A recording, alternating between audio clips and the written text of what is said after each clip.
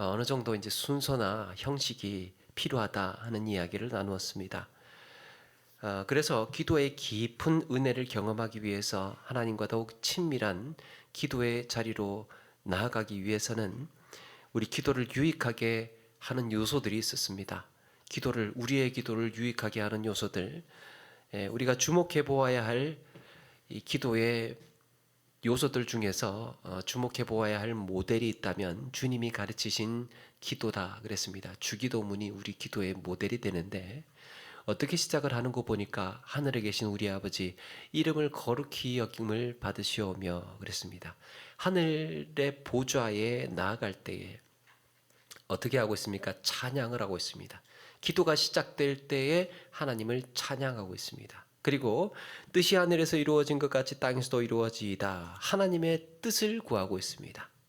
우리 주님께서도 기도를 가르치실 때 무엇보다 먼저 그의 나라와 그의 의를 구하라라고 했습니다.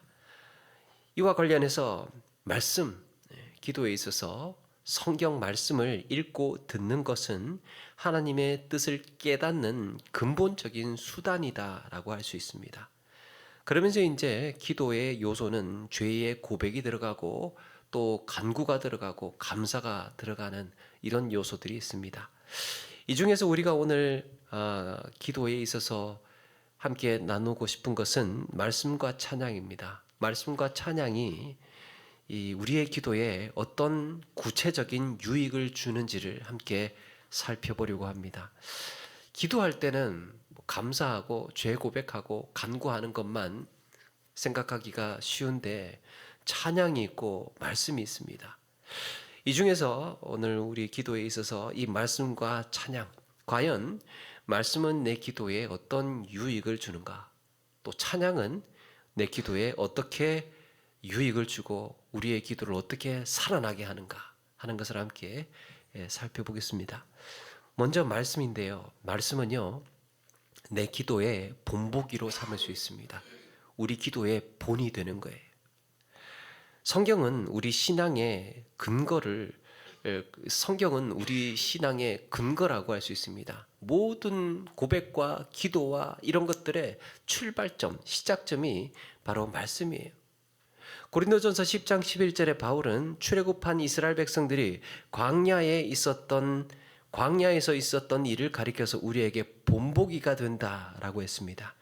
그들에게 일어난 이런 일들은 본보기가 되고 또한 말세를 만난 우리를 깨우치게 하기 위하여 기록되었느니라 그랬습니다. 성경의 역사에서 일어난 일이 우리에게 본보기가 된대요. 성경 역사에서 일어난 일 중에 실패한 사건들이 있지 않습니까? 그들이 잘못하고 넘어지고 실패한 사건들은 우리가 주의해서 경계해야 하는 일들로 삼기 위해서 본보기가 됩니다. 주의해야 된다는 거죠.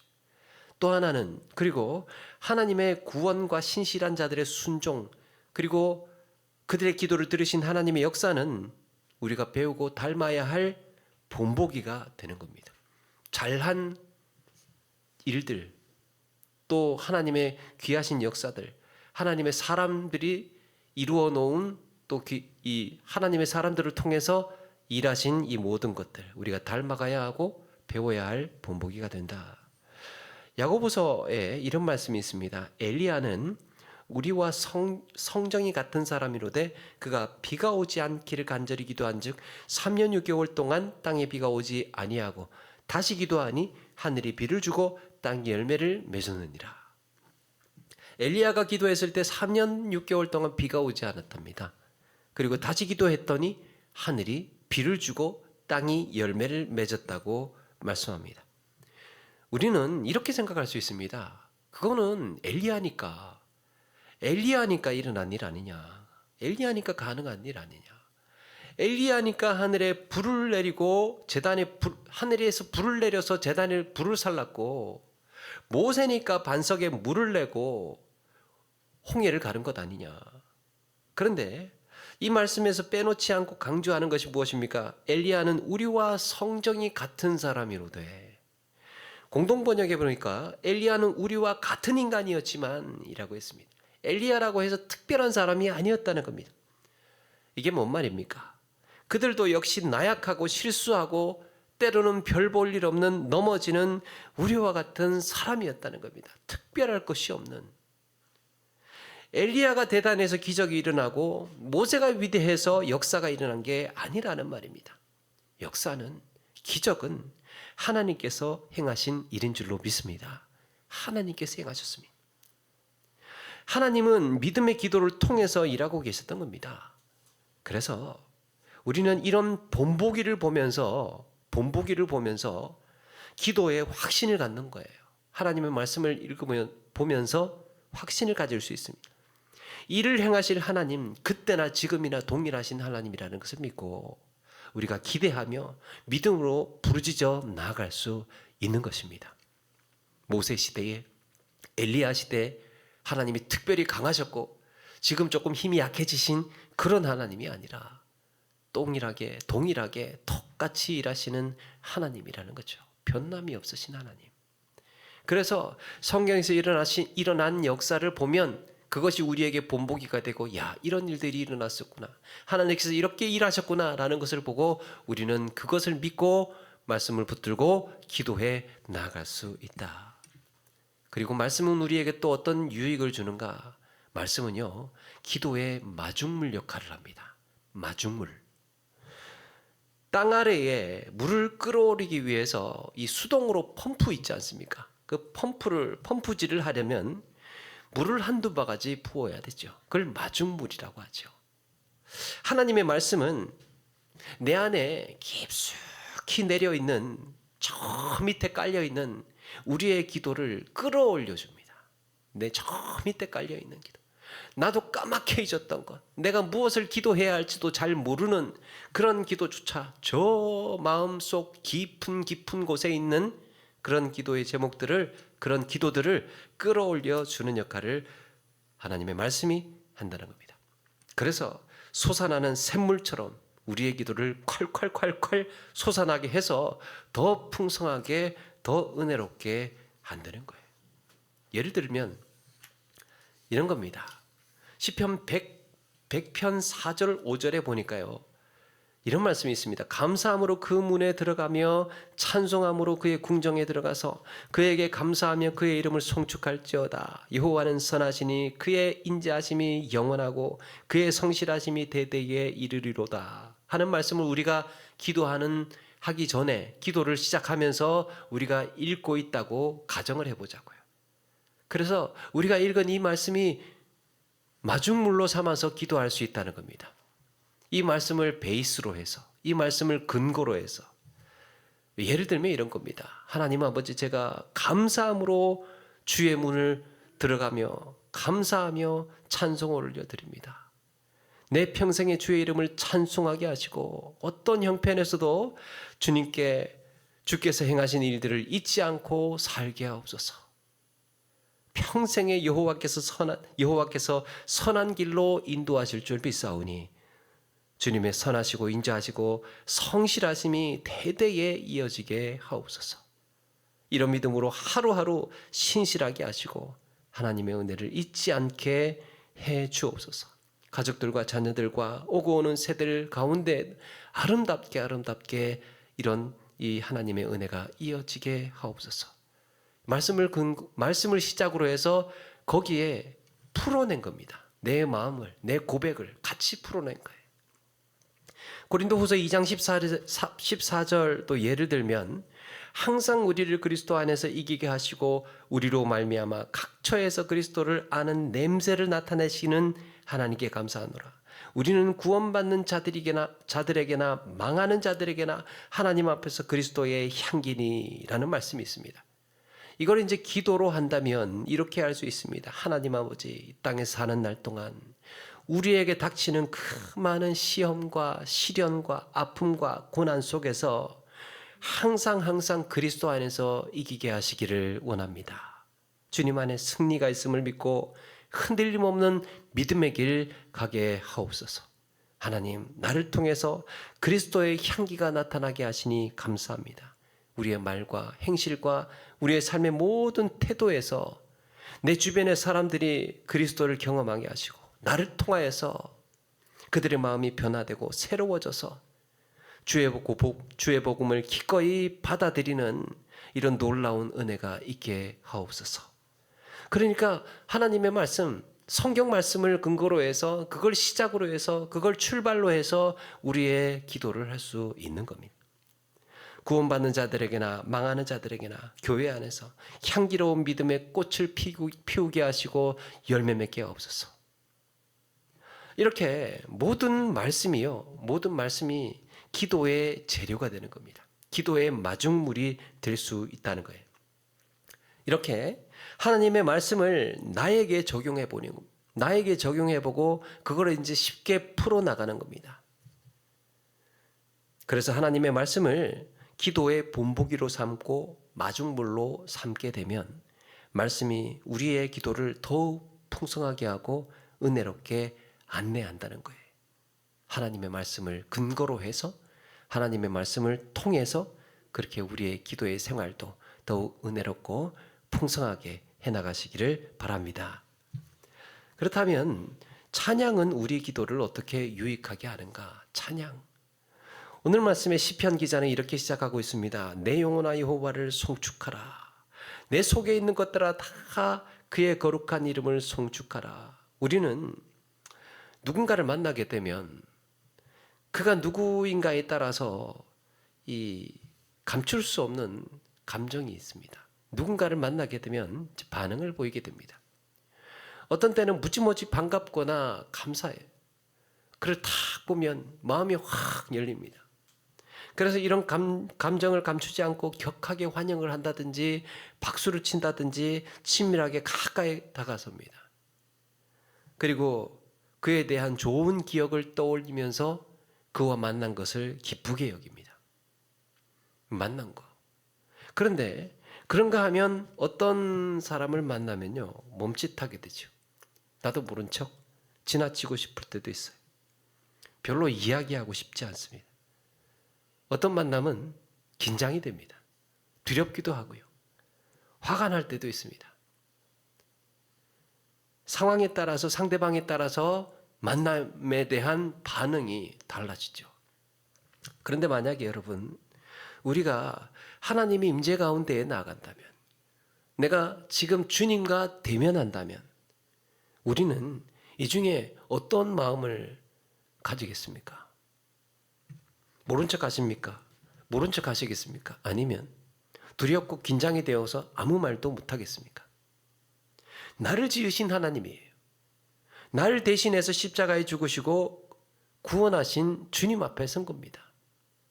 그렇다면 믿는 자로서 당연한 반응은 찬양이어야 할 겁니다. 그래서 시편 기자도 내 영혼아 여호와를 송축하며 그의 은택을 잊지 말지어다 찬양하고 있습니다. 하나님 앞에 나아갈 때 하나님께서 내게 베푸신 일과 행하신 일들을 돌아보면서 생각을 해보니까 은혜로 가득합니다.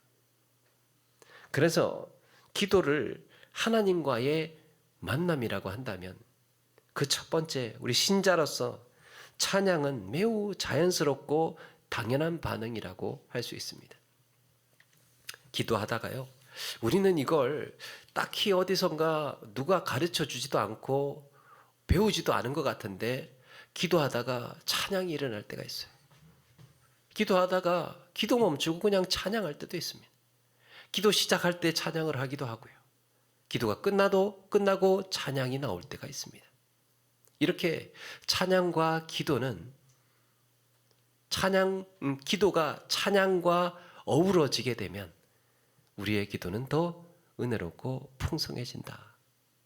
1901년 일본 동경에서 이 극동 지역 선교를 목적으로 동양선교회라는 게 세워집니다. 이 단체가 이제 나중에 한국의 성결교회의 전신이 되는데요. 여기서 이제 중요한 인물 중에 하나가 이 캐티 카우만이라고 하는 선교사가 하나님의 보좌에 이르기 위해서는 영혼의 두 날개가 필요하다고 합니다. 하나님의 보좌 앞에 나아가기 위해서 두 날개가 필요하다고 했는데요. 그 영혼의 두 날개가 기도와 찬양이랍니다. 우리의 영혼은 기도와 찬양이라는 날개를 달고 하늘 보좌로 날아가는 거예요. 그러면 이런 기도에 있어서 찬양이 실제로 어떤 유익을 주는 걸까? 여러분, 기도에 있어서 찬양은요, 우리의 영혼을 맑게 합니다. 기도를 시작하려고 하면 어떻습니까? 때로는 바로 몰입이 되지 않고 막 이런저런 생각, 분주한 생각들이 있어요. 집중이 안 될 때가 있습니다. 때로는 기도자의 마음에 악한 생각으로 내 기도를 방해가 되기도 합니다. 아직도 내 안에 욕심을 내려놓지 못하고 누군가를 미워하고 증오하고 저주하면서 기도에 임한다면 주님께서 듣지 않으신다고 합니다. 내가 나의 마음에 죄악을 품었더라면 주께서 듣지 아니하시리라 그랬습니다. 하나님은 이런 마음으로 하는 기도에 귀를 닫으신다는 거예요. 우리의 마음이 청결해야 합니다. 하나님 앞에 나아가기 위해서 내 안에 기도를 가로막는 부정적인 것들이 어떤 것이 있습니까? 때로는 교만 때문에 기도가 방해를 받기도 하고, 기도하려고 하는데 비판적인 생각이 들기도 하고, 불평이 있고 불만이 있고 원망이 기도 중에서 내 머리를 떠나지를 않습니다. 마음에 품은 인생의 탄식이 내 기도를 한 발자국도 나아가지 못하게 하고 있습니다. 정말 뿌연 연기처럼 우리 마음에 혼탁한 그 마음을 정화시켜 주는 것이 찬양이라는 거예요. 한때 이 유명한 대학에 수석으로 졸업한, 그래서 학생들을 가르치던 에드먼드 히윗이라고 하는 선생이 있습니다. 이분은 일찍이 교육의 뜻을 품고 아이들을 가르쳤답니다. 특별히 이제 비행 청소년을 선도하는 일에 헌신을 했는데요. 그러던 히윗이 37살 되던 해에 청소년들을 선도하던 중에 한 학생이 지붕 위에서 벽돌 같은 걸 던졌나 봐요. 던졌는데 등에 맞았습니다. 척추가 부서졌습니다. 중상을 입고 7개월 동안 병상에 꼼짝도 못하고 누워 있어야 했답니다. 아픈 것도 아픈 것인데 분하고 속이 상하더라는 거예요. 야, 이거 앞으로 이 정상적인 삶을 살 수 없다고는 생각에 절망이 밀려옵니다. 자신을 돌봐주던 간병인도요, 자기가 몸을 움직이지 못하는 그것 때문인지 그렇게 괴롭히고 업신여기고 힘들게 하더래요. 벽돌을 던진 아이도 미웠고 이 일을 당하도록 내버려 두신 하나님도 원망스러웠습니다. 왜 하필 나한테 이런 일이 일어났는지 알 수가 없었습니다. 앞이 캄캄했습니다. 하루하루 암울하고 지옥 같은 날이 이어집니다. 사는 것도 싫고 다 포기하고 싶었습니다. 절망이 다가왔어요. 야, 어떻게 나한테 이런 일이 일어날 수 있나? 그런데 어느 날 하루는 병실에 청소하러 들어온 흑인 여인을 가만히 보니까 흑인 여인이 환한 미소로 찬송을 부르면서 청소를 하더래요.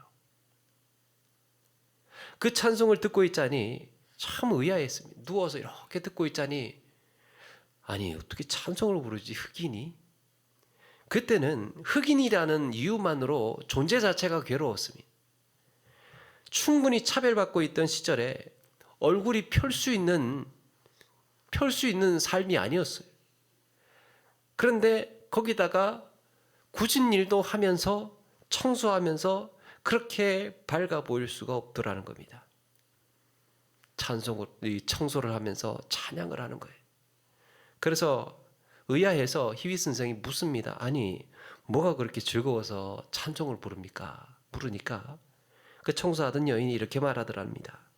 내 형편을 하나님께서 아시니 사는 것이 즐겁습니다. 그래서 찬송이 절로 나옵니다. 내 형편을 하나님이 아시니까 사는 게 즐겁대요. 그 얘기를 듣는 순간 히윗은 충격을 받습니다. 아마도 그의 귀에는 이렇게 들렸을 겁니다. 내 아픔을 주님께서 아시니 위로가 됩니다. 내 아픔을 주님께서 아시니 소망이 됩니다. 그동안 정말 나는 신실한 신자로 살아왔다고 믿었습니다. 내가 이렇게 열심히 살고 신실하게 주의 일에 봉사하고 헌신하는 그것이 내 복된 삶으로 인도해 주실 거라 그렇게 믿었습니다. 세상의 어두운 곳을 밝히고 주님의 넘치는 사랑을 전하는 사람이 바로 나라고 생각을 했습니다. 그런데 정작 이런 일을 겪고 나니까 꼼짝도 못하고 침대에 누워서 그렇게 수개월을 지나고 있다 보니까 원망에, 불평에, 증오에 시달리고 있었던 거죠. 환경 탓을 하고 사람 탓을 하고 그 사람 때문이라고, 저 인간 때문이라고 그러고 있다 보니까 마음이 새카맣게 타들어가고 앞이 보이지가 않았습니다. 내게는 나한테만큼은 일어나지 말아야 할 일이 일어난 거라고 그렇게 불평하고 낙심하면서 지냈습니다. 그런데 내 아픔을 아시는 주님, 나를 대신해서 고난의 피를 흘리시고 나를 해방하신 주님을 바라보게 된 순간, 내 안에 꽉 어두워져 있던 안개 같은 것들이 다 그치고 하나님의 영광을 볼 수 있었다고 합니다. 하나님이 계셨구나. 이런 형편을 알고 계시는 하나님이 계셨구나. 그렇게 하나님을 바라보게 되었다고 합니다. 여러분, 그렇게 해서 만들어진 찬송이 내 영혼에 햇빛이니 주 영광 찬란해. 이 세상 어떤 빛보다 더욱더 빛나니 주의 영광 빛난 광채 내게 비춰 주옵소서. 그 밝은 얼굴 배울 때 나의 영혼 기쁘다. 428장 내 영혼의 햇빛 비친이었습니다. 그동안 그 영혼을 꽉 채웠던 근심과 염려의 안개는 그렇게 거치게 되었습니다. 내 형편이 아니었구나. 내 상황이 문제가 아니었구나. 내가 하나님의 그 찬란한 영광을 볼 수 있는가 그렇지 않은가의 차이였구나. 그러면서 이분이 또 이런 찬송도 만들었습니다. 주 안에 있는 나에게 딴 근심이 있으랴. 십자가 앞에 나아가 내 짐을 풀었네. 주님을 찬송하면서 할렐루야 할렐루야. 내 앞길 멀고 험해도 나 주님만 따라가리. 물론 아직 그가 살아야 할 앞길은 멀고도 험합니다. 그런데 그런 멀고 험한 길을 어떻게 가야 하는지를 알게 되었습니다. 주님만 따라가면 되겠구나. 여러분, 우리의 삶의 형편도 그렇지 않습니까? 우리가 어떤 형편에 처하든지, 내가 어떤 상황에 놓여 있든지, 내 안에 정말 시커먼 먹구름과 같은 그런 감정이 나를 괴롭히고 나를 어지럽히고 나를 깝깝하게 한다 하더라도 주님만 따라가는 가운데 선명하게 찬양하는 가운데 그런 안개들이 다 거치고 주님을 바라보게 되는 거였습니다. 따라서 찬양은 세상의 모든 죄악과 염려와 불안과 불만으로 얼룩진 우리의 마음을 정화시켜주고 살아계신 하늘의 하나님을 선명하게 바라보게 하는 거였습니다. 찬양하는 가운데에 더욱 우리 선명하게 주님을 바라보는 우리 모두가 되기를 바랍니다. 이렇게 말씀을 근거로 해서 하는 기도는 끝도 없이 솟아나는 샘물과 같다고 할 수 있습니다. 마땅히 해야 할 건강한 기도로 안내하게 됩니다. 어떻게 해야 할지, 무엇을 위해 기도해야 할지 우리의 기도의 안내자가 되는 거죠. 그리고 찬양은 우리의 혼탁한 영혼을 씻어주어서 더 또렷하게 선명하게 하나님을 바라보게 합니다. 근심과 불안과 염려, 불평과 불안이 떠나가고 오직 주만 바라볼 수 있게 합니다. 바울과 실라가 감옥에 갇혔을 때 그 밤에 무슨 일이 일어납니까? 기도와 찬양을 하고 있었습니다. 찬양하는 가운데 땅이 흔들리고 하나님의 임재가 나타났던 거죠. 여러분, 우리의 기도의 생활에 이렇게 말씀과 찬양이 충만해야 할 줄로 믿습니다. 기도에 말씀을 더하는 거예요. 찬양을 더하는 겁니다. 그래서 우리의 기도에 더욱 은혜가 넘치고 위로가 넘치고 소망이 넘치는 기도로 더욱 풍성한 기도의 삶으로 나아가시는 저와 여러분 되기를 주의 이름으로 축원합니다.